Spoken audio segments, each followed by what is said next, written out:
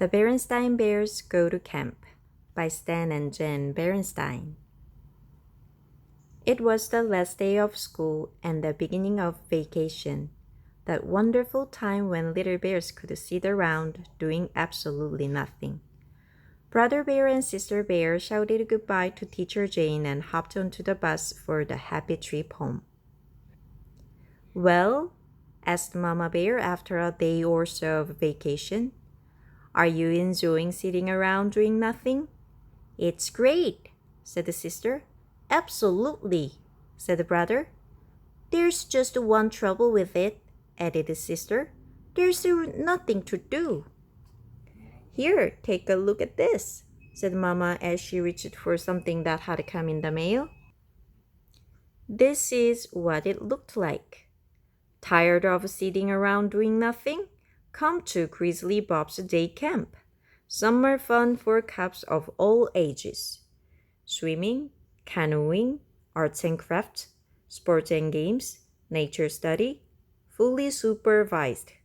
And don't forget our exciting overnight campfire, powwow, and sleep out."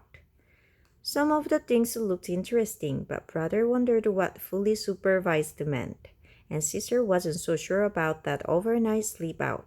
It sounded a little scary. "Where is this camp?" asked the sister. "Not far," answered Mama. "How will we get there?" brother wanted to know. "A bus comes for you in the morning and brings you home in the afternoon." "Sounds a little like school," said brother. "We'll think about it," said the cubs, and went back to doing nothing. Well, not exactly nothing. They picked a few wildflowers, chased a few butterflies, turned over a few rocks, and thought about it. "Mama, could we try Grizzly Bob's Day Camp just to see if we like it?" they asked. "Of course," said Mama. A couple of mornings later, brother and sister were in camp shorts and t-shirts, all ready and waiting when the bus came. It didn't look much like the school bus, and Grizzly Bob didn't look much like Teacher Jane, and the camp didn't look anything like school. Grizzly Bob had built his camp beside a lake at the edge of the forest. There were log buildings, a flagpole flying the camp flag, a big bulletin board with the camp rules. There certainly were a lot of rules, some interesting paths, a rope in place to swim. There was even a big red canoe. Bob had made name tags for the cubs. "You are campmates now, so you better get to know each other," he said. Then he took them on a tour of the camp. There was an office with a desk where he did his paperwork, and a first aid corner full of bandages and things for cuts and bruises. There was a rec hall to go into when it rained. Rec was short for recreation. There was a picnic place and a barbecue pit where they roasted hot dogs for lunch. Sister burned hers a little, but she traded with another couple who liked burned hot dogs. Bob announced that after lunch they would all climb up Spook Hill to the very top of Skull Rock, the special place where they would have their end of camp powwow and sleep out. It was quite a climb. That evening, Mama and Papa Bear were eager to know how the cubs liked camp. "It was okay," said brother, "but they sure have a lot of rules." "It was all right," agreed sister. "They sure have plenty of bandages and stingy stuff for cuts."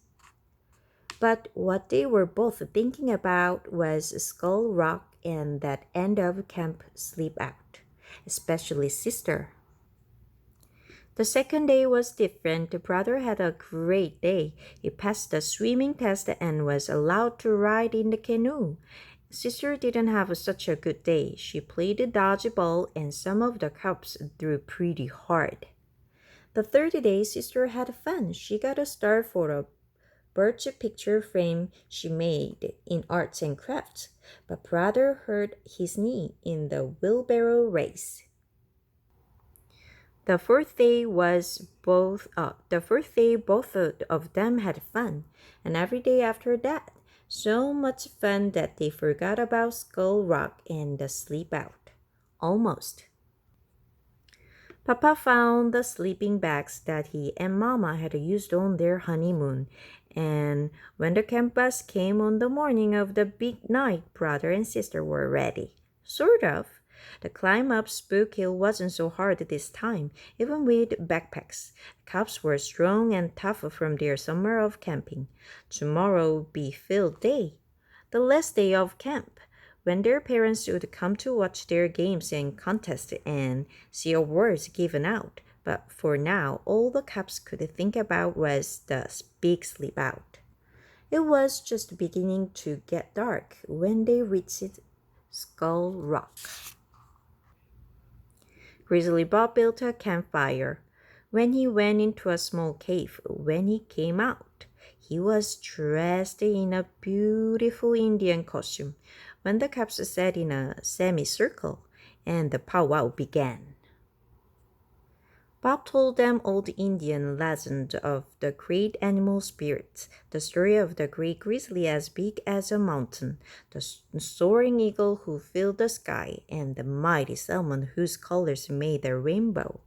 As Bob told the old stories, the cubs could almost see the wonderful creatures in the fire-lit smoke as it curled up into the night sky. After the powwow, they had cocoa and honey bread, then they curled up in their sleeping bags, and soon they were all fast asleep, even sister. The next day, brother and sister did very well in the field day games and contest. Brother won a trophy for finishing second in the dash, and sister got medals for the Dad Bear's float and for her bead belt. It was almost the end of summer. School would be starting in a couple of weeks. Well, asked Papa, how did you like camp? It was great, said brother, hugging his trophy. It was great, agreed sister, wearing her medals proudly. But you know something? After Grizzly Bob's day camp, school will be like a vacation.